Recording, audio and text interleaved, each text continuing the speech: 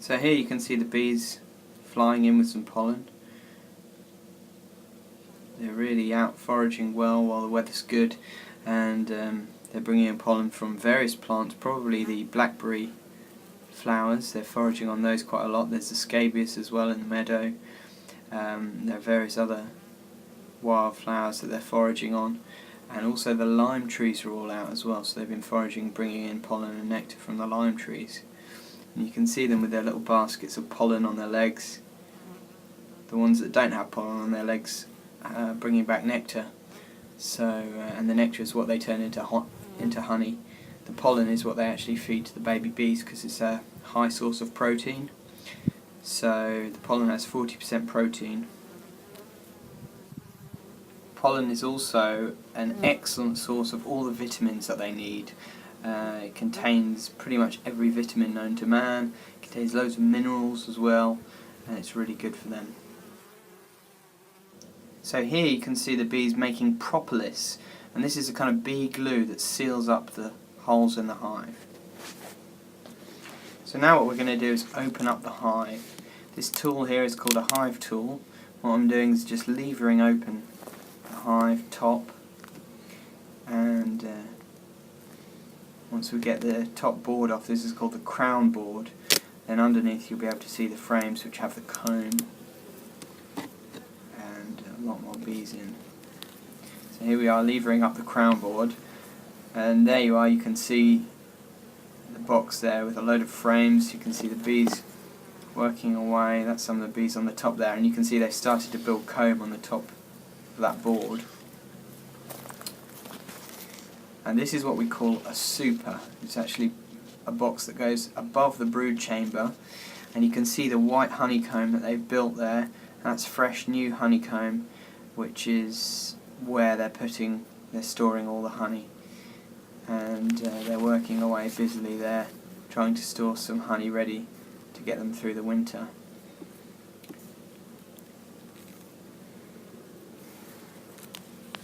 So this here is a frame of honey, and the honey that you had in your jars, originally it would have looked like this. It was in the comb there, and we extracted it from the honeycomb. That's naturally how they build it.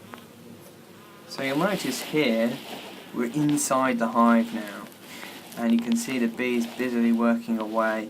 Notice the wax capped off combs there at the top, very white.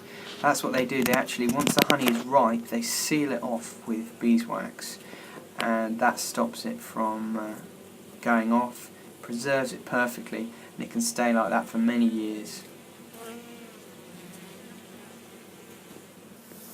So we now move down into the brood chamber, and here I've taken out a frame which contains a comb of what we call brood, which is where the queen lays her eggs and the baby bees are raised and they hatch out into new bees.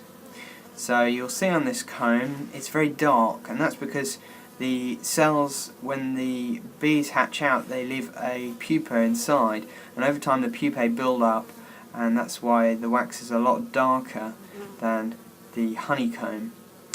Notice the big bees with the big eyes, and they're a bit wider, a bit longer. These are called drones, and they're the male bees. They don't make honey, their job is just to mate with the queen. So now we're at the top of the brood chamber.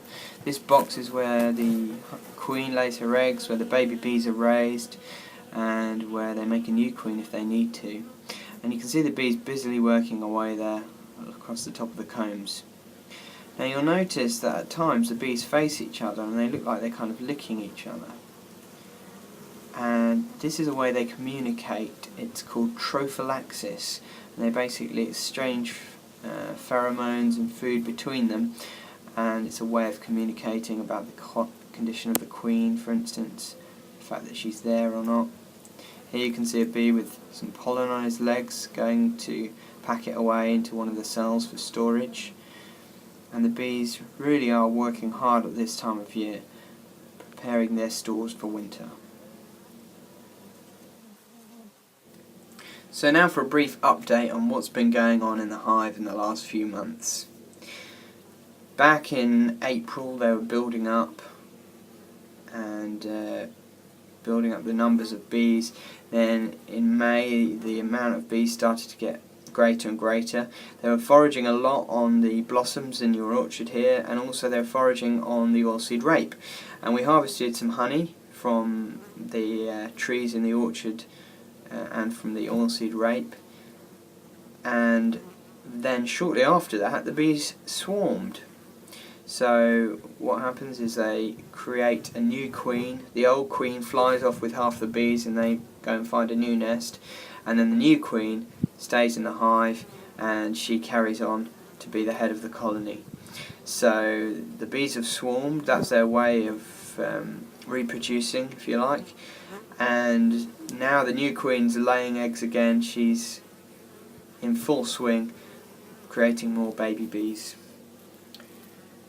So they swarmed at the end of May, and then with the terrible weather that we've had in June and July I was a little bit worried about them. So I've been checking them regularly to make sure that they had enough honey to survive, because they've not really been able to fly because there's been so much rain and they can't fly in the rain. But they've been doing okay. They managed to store up enough to keep going, and now they're well on their way to storing up enough honey to survive the winter, and maybe even providing a little bit of extra that we might be able to take off at the end of the year, depending on how they do. So, but they seem to be very happy. I wandered around the sides of the orchard and there's so many blackberry bushes and other wildflowers and things that they're foraging on, and there's the scabious in the orchard. There's lots of lime trees in Shelford as well.